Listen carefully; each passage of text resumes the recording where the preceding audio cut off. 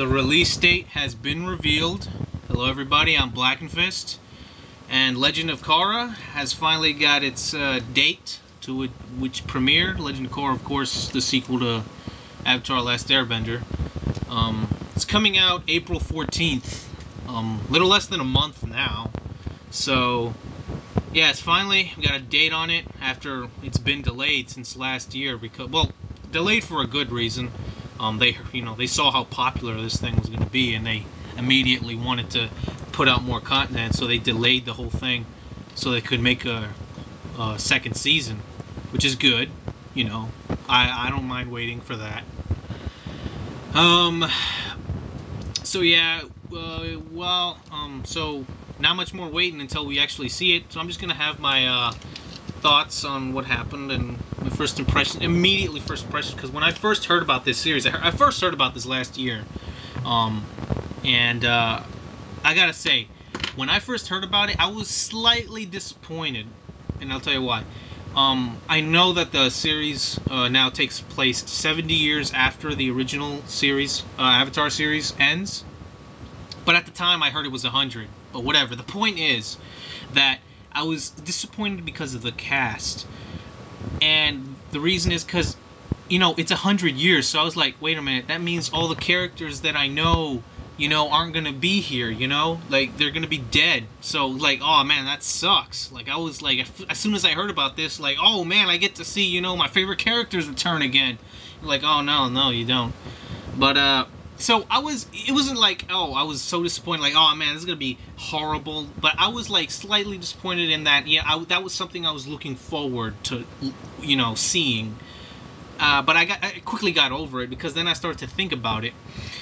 And then I started to think about it, and I was like, maybe this was the smartest move. This was a smart move they did, because even though having a completely new cast for this show is more risky and has a lot more risk of not really living up to anything, or even being bad, has more risk of actually being bad, it actually has more, it also, at the same time, has potential to be great, and even has greater potential to be better than the original, Because, think about it, if, let's say that they went with a safer option, and, they decided to keep all the old characters intact, which would have been great anyway, but, they decided to keep the old cast intact and maybe start the new series, like, right after the old one.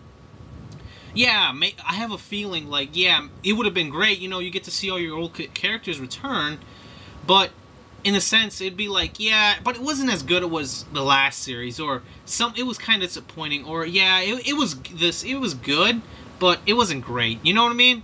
I think that would have been, like, the taste everyone had if the cast remained the same. So, ultimately, I got hyped for a new cast, because now I get to see whole new characters and to get to see their arcs and whatever. So yeah, and another thing that I heard was that there will be less filler episodes in this, and I know how some people say, "Oh, Avatar never had filler episodes." Yeah, they did. Go watch it again. There were some episodes that were filler, pretty much. Meaning there'll be less episodes, of course, than the previous series. There'll be less episodes, but most, if not all, the episodes will pertain to the, plot.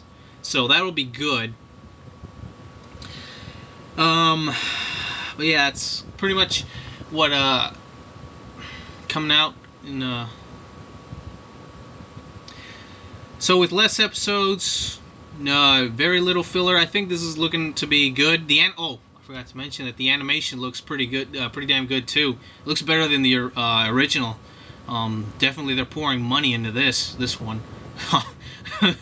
Animation definitely looks like it has a better quality to it than the original series, just by looking at the trailers. Or maybe they just showed the best animated parts in the trailer. Who knows? But from the trailer, it looks like the animation looks excellent. Now, I'm pretty sure, so, if you don't know, because the series is going to be taking place 70 years after the original, of course, all the old cast is going to die, but been dead, or most of them are dead already. But that means the new avatars are arisen, and I'm pretty sure that the series is going to revolve around the new avatar and her, I guess, mastering the elements. Or I think it's that she has already mastered the elements, but she has no way of mastering airbending. And that was one thing that I always had in the back of my mind when I was watching the original. Because when the original was going on, even before the whole, before it ended, I was thinking, like, even if Aang accomplishes everything he wants to do, he's the last airbender. He's the last guy who can bend air. So when he dies, and the next avatar is, reincarnated or whatever, airbending is extinct. How is the next avatar going to learn airbending? You know what I mean?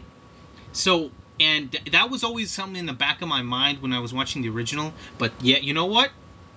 This series is actually, I think, going to go into that. Like, I think it's that she has already mastered all water, fire, and earth, but she's trying to master airbending. And I don't know how they're going to do that. I always well, Aang's the last one. Or maybe there was some secret airbenders that the Fire Nation never got. But whatever. Anyway, that's been me, but whatever. Hopefully we all enjoy Avatar when it comes out in a month. But this has been Black and Fist, and I'm out, man.